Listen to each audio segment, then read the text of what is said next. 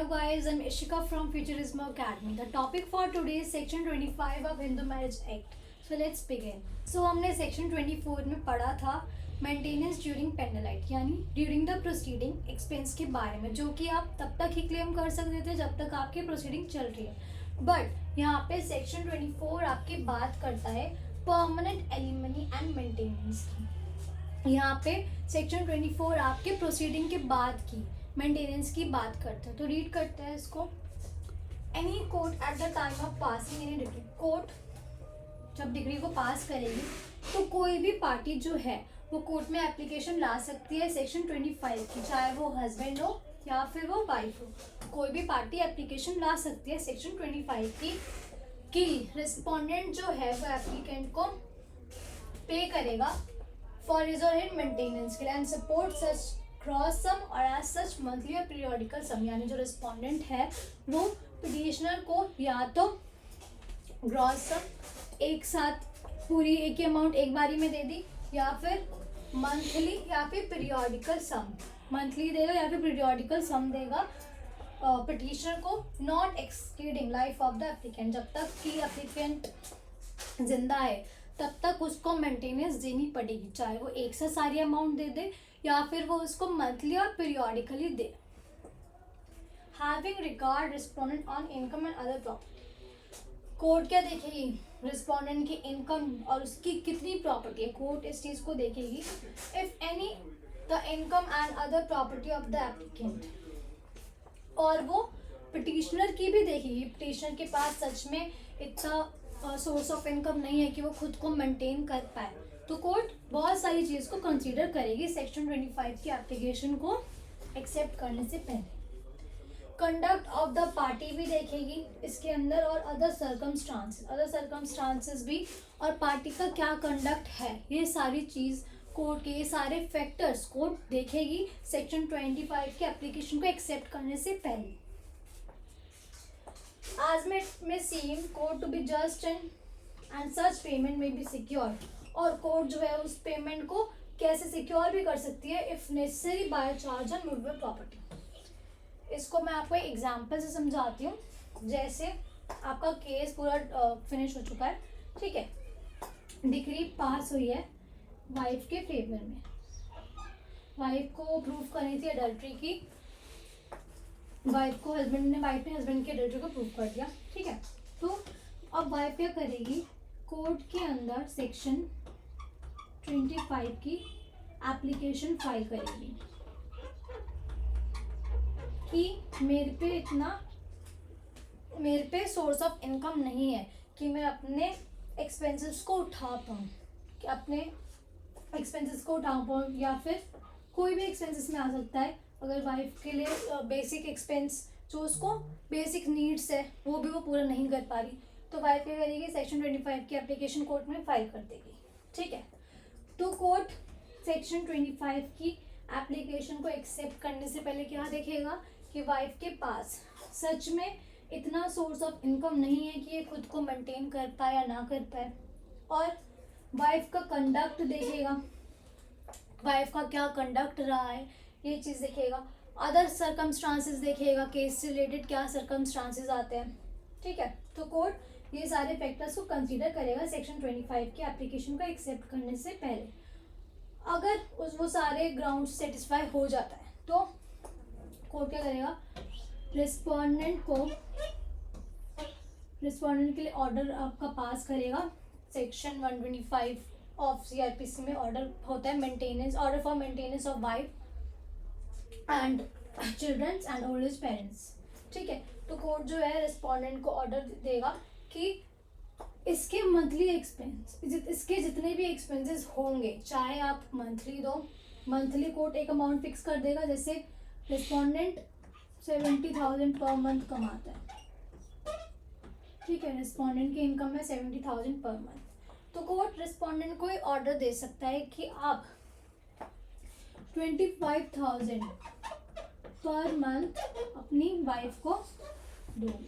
Court ये order कर सकता है, और कोर्ट रिस्पोंडेंट को ये भी कह सकता है कि आप एक ही बारी में अमाउंट दे दो। कोर्ट क्या बोलेगा कि ठीक है, अगर आपको मंथली नहीं देना तो आप एक ही बार में 10 लाख या फिर 5 लाख, कुछ भी दे दो। तो ये रिस्पॉन्डेंट के ऊपर है, कोर्ट के ऊपर है। कोर्ट के पास डिस्क्रिशनरी पावर है, जैसे रिस्पॉन्डेंट को सुटेबल लगता है कि उसको एक ही बारी में देनी है या फिर मंथली देनी है, तो ये कोर्ट के ऊपर डिस्क्रिशनरी पावर है इसे डिसाइड करने की। ठीक है। और अगर कोर्ट को ये लगता है, कोर्ट रिस्पॉन्डेंट की प्रॉपर्टी भी देखेगा, उसके पास कितनी प्रॉपर्टी है, उसके पास सोर्स ऑफ इनकम कहाँ से आ रहा है। कोर्ट रिस्पॉन्डेंट की प्रॉपर्टी देखेगा, वाइफ की प्रॉपर्टी देखेगा। और अगर रिस्पॉन्डेंट के पास रिस्पॉन्डेंट बोलता है कि नहीं, मैं तो पैसे नहीं दे सकता, ना मंथली दूंगा ना ग्रॉस सम दूंगा, एक साथ दूंगा, तो कोर्ट क्या कर सकता है, रिस्पॉन्डेंट की प्रॉपर्टी को उस पर चार्ज, उसकी जो इमूवेबल प्रॉपर्टी है उस पर charge, charge on immovable property, और उस पर कोई चार्ज यानी उस प्रॉपर्टी से रेंट ले सकता है, उस पर उसको एकदम से सीज कर सकता है। ठीक है, इसको और डिटेल में पढ़ते हैं अभी आगे।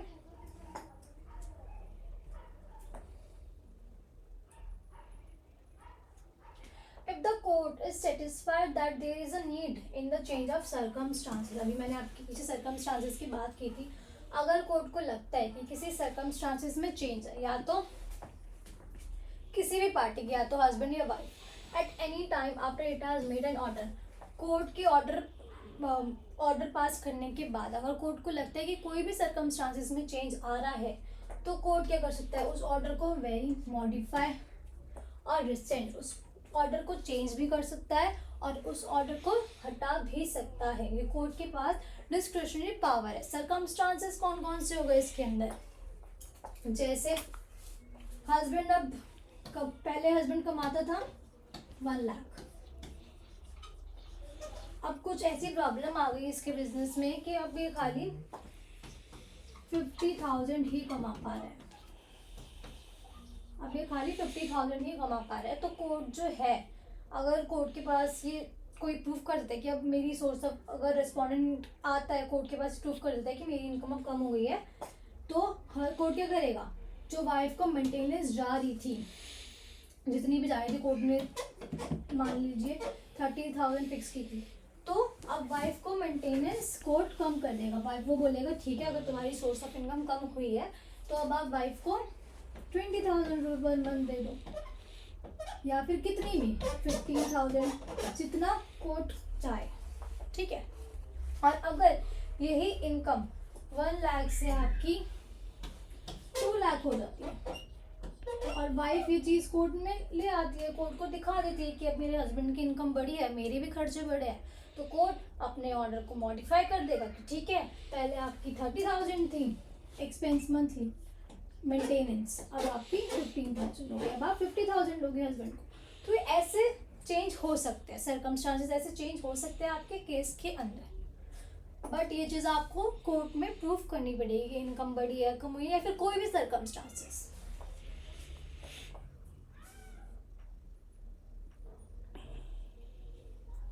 क्लॉज 3 क्या कहता है सेक्शन 25 का, section 25 clause 3 also need a revisit.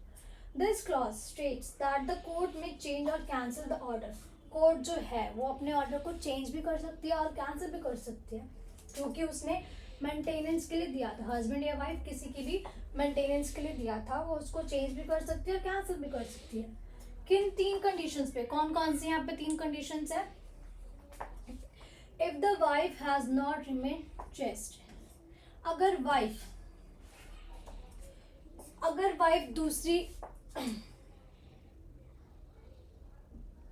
हाँ, अगर वाइफ अब अकेली नहीं है, ठीक है, अगर रिस्पॉन्डेंट ये प्रूफ कर देता है कि वाइफ अब अकेली नहीं है, तो कोर्ट क्या करेगी, मेंटेनेंस जो वाइफ ले रही थी उसको कैंसिल कर देगी। कि अब कोर्ट मेंटेनेंस क्यों रहती है कि एक सोर्स ऑफ इनकम रहे, यहाँ पे वाइफ बेसिक लाइफ अपनी एंजॉय कर पाए, बेसिक लाइफ, यहाँ पे लग्जरी लाइफ की बात नहीं हो रही, वो अपनी बेसिक नीड्स को पूरी कर पाए, इसलिए कोर्ट सेक्शन 25 की एप्लीकेशन एक्सेप्ट करती है। बट अगर कोर्ट को लग रहा है कि वाइफ जो है अब उसके पास कोई भी कहीं से भी सोर्स ऑफ इनकम आ रहा है, तो वो अपने ऑर्डर को कैंसिल कर देगी कि अब वाइफ को कोई भी मेंटेनेंस नहीं मिलेगा।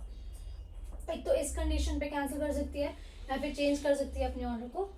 Second, if the husband has and had an sexual intercourse with another woman, अगर हस्बैंड जो है, अगर हस्बैंड ने सेक्शन 25 में क्लेम करी है मेंटेनेंस, कि हस्बैंड अपनी वाइफ से मेंटेनेंस ले रहा है और हस्बैंड किसी और वुमेन के साथ सेक्सुअल इंटरकोर्स कर रहा है बाहर, तो कोर्ट जो है इस अपनी मेंटेनेंस के ऑर्डर को चेंज और कैंसिल दोनों कर सकती है। चेंज भी कर सकती है, कैंसिल भी कर सकती है। अगर कोर्ट को क्या लगता है कि अब हस्बैंड ने किसी और वुमेन का सेक्सुअल इंटरकोर्स कर लिया है, उसके बाद सोर्स ऑफ इनकम भी आ रहा होगा, तो कोर्ट जो है चेंज कर सकती है अपने ऑर्डर को। If either party has remarried, अगर कोई भी पार्टी ने दोबारा शादी कर ली, अगर वाइफ क्लेम कर रही थी मेंटेनेंस और वाइफ ने दोबारा शादी कर ली, सेकंड मैरिज कर ली, तो कोर्ट अपने ऑर्डर को कैंसिल कर देगी, क्योंकि जो मोटिव था सेक्शन 25 का कि सोर्स ऑफ इनकम मिल जाए, वो तो इसको दोबारा शादी करने के बाद मिल ही जाएगा। तो कोर्ट अपने ऑर्डर को चेंज और कैंसिल दोनों कर सकती है। ऐसे ही अगर हस्बैंड दोबारा शादी कर लेता है तो कोर्ट अपने ऑर्डर को चेंज और कैंसिल कर सकती है।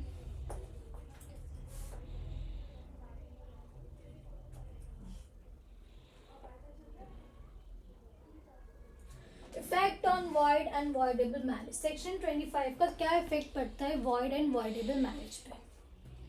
Wife under void and voidable marriage is also entitled for permanent alimony and maintenance under section 25। कोई भी वाइफ वॉइड या वॉइडेबल मैरिज, वॉइड मैरिज हमारी कौन कौन सी हो गई, bigamy, prohibited relationship, सपेंडर relationship.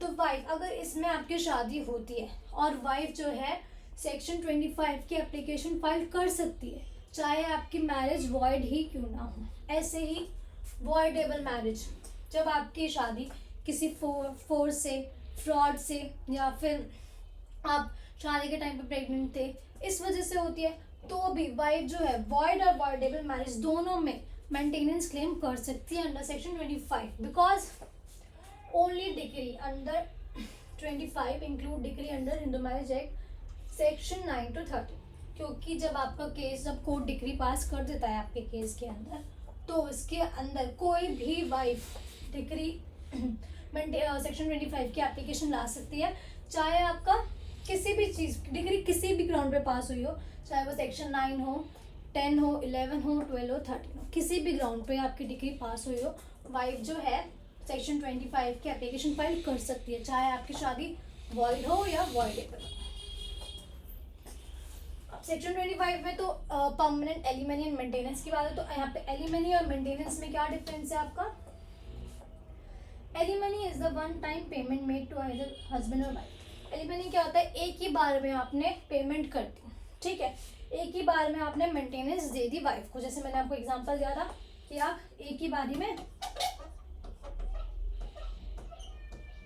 1 lakh रुपए दे रहे हो, वाइफ या हस्बैंड जो भी मेंटेनेंस क्लेम कर रहा है उसको आपने एक ही बारी में 1 लाख दे दिए या फिर 10 लाख दे दिए और आपने फिनिश कर दिया कि अब आज के बाद मैं इसको कोई पैसे नहीं दूंगा या दूंगी, एक ही बारी में दे दिए। तो ये क्या होता है आपका एलिमनी। एलिमनी यानी वन टाइम पेमेंट, एक ही बारी में आपने पूरी पेमेंट दे दी, ठीक है। अब मेंटेनेंस क्या हो सकता है, ये आप मंथली भी दे सकते हो, जैसे कोर्ट ने फिक्स करी थी कि आपको 30,000 पर मंथ देना है वाइफ को, ठीक है, कोर्ट ने फिक्स करी थी। एनुअली कि साल में आपको 5 लाख रुपए देने हैं वाइफ को, एनुअली भी हो सकते हैं, ठीक है, या फिर आप इसको इंस्टॉलमेंट में भी दे सकते हो, कितनी भी इंस्टॉलमेंट, 8 इंस्टॉलमेंट, 10 इंस्टॉलमेंट, जितनी भी कोर्ट फिक्स करता है, ठीक है। तो मेंटेनेंस आप मंथली भी दे सकते हो, एनुअली भी और इंस्टॉलमेंट में भी, बट एलिमनी आपको एक ही बारी में देनी पड़ती है। Alimony is mostly refers to when divorce is done by mutual consent. जब आपका डाइवोर्स म्यूचुअल कंसेंट में होता है, यानी सेक्शन 13B में होता है, तब मोस्टली एलिमनी आपकी कंसीडर करी जाती है। यानी तब क्या पार्टी क्या सोचती है, हमें एक दूसरे के साथ तो रहना नहीं है, हमारा डाइवोर्स में म्यूचुअल कंसेंट है, तो मैं एक ही बार में इसको अमाउंट दे देता हूँ, एक ही बार में सारा ताम झाम खत्म, ठीक है। और मेंटेनेंस किस केस में दिया जाती है, जब खाली एक ही पार्टी ने केस फाइल करा है दूसरी पार्टी के अगेंस्ट, चाहे वो एडल्ट्री और क्रूरल्टी और डिसीजन किसी भी ग्राउंड पे फाइल करा हो, ठीक है। तो और दूसरी पार्टी कंटेस्टेड इन कोर्ट, दूसरी पार्टी कोर्ट में लड़ रही हो उसके अगेंस्ट, तो मेंटेनेंस आपका उस केस में होता है जहाँ पे एक ही पार्टी ने डाइवोर्स के लिए फाइल करा हो, और एलिमनी उसके लिए होती है जब आपका डाइवोर्स बाय म्यूचुअल कंसेंट होता है।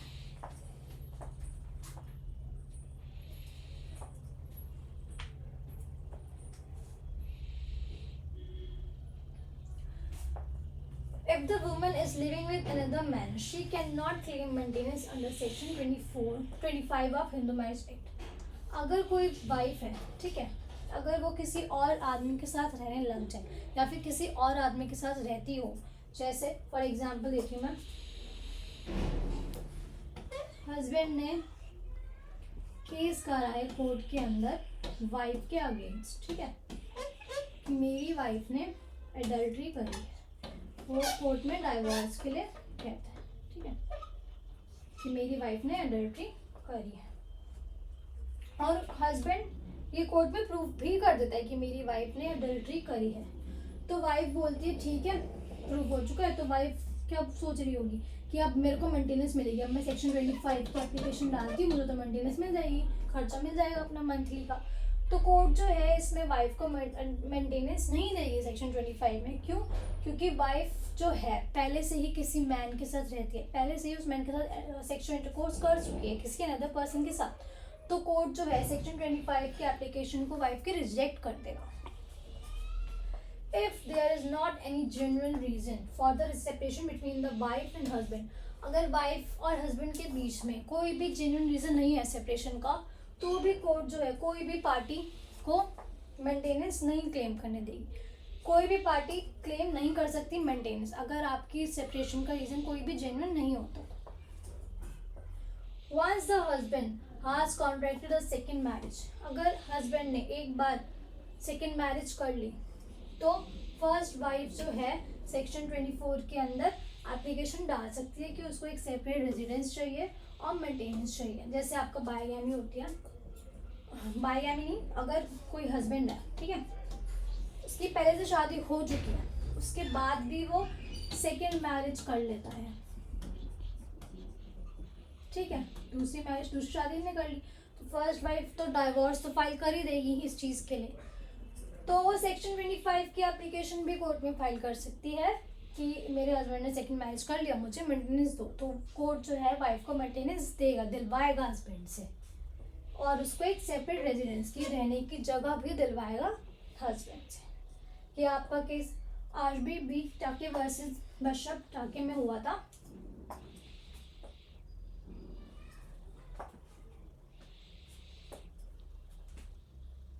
ये हमारे कुछ इंपॉर्टेंट केस है सेक्शन 25 और हिंदू मैरिज एक्ट के। फर्स्ट केस है Kulbhushan Kumar versus Rajkumari and others 1970 का ये केस है। It was held by the court that 25% of the current salary of the husband should be keeped for maintenance. इसके अंदर court ने क्या बोला था, अगर हस्बैंड 1 लाख रुपीज कमा रहा है मंथली, तो कोर्ट उसकी 25% सैलरी को मेंटेनेंस के लिए रखता है, जो कि वो वाइफ को देगा। तो 1 लाख का 25% 25,000। तो हस्बैंड जो है पर मंथ वाइफ को 25,000 रुपीज देगा। तो यहाँ पे मोस्टली आपका 25% of the current salary consider किया जाता है। इसलिए अगर आपकी सैलरी कम हो रही है ज़्यादा हो रही है, उसका भी 25% को कंसिडर करेगी। केस के सर्कमस्टांसेस पे डिपेंड करता है।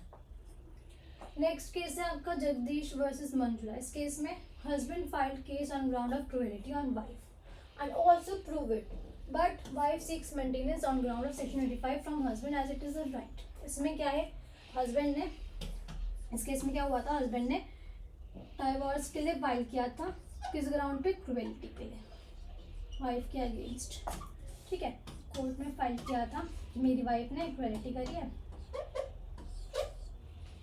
और हस्बैंड इस चीज़ को प्रूव भी कर दी थी, हस्बैंड ने इसकी क्रूएलिटी को प्रूव भी कर दिया था। बट वाइफ ने क्या किया था, वाइफ ने फिर सेक्शन 25 में एप्लीकेशन डाल दी। जब केस कोर्ट ने जब डिग्री पास कर दिया और वाइफ को गिल्टी बोला, तो वाइफ ने सेक्शन 25 की एप्लीकेशन फाइल कर दी थी इसके अंदर कि मुझे मेंटेनेंस चाहिए पर मंथ, हस्बैंड से पर मंथ या फिर एक ही बारे में ग्रॉस सम।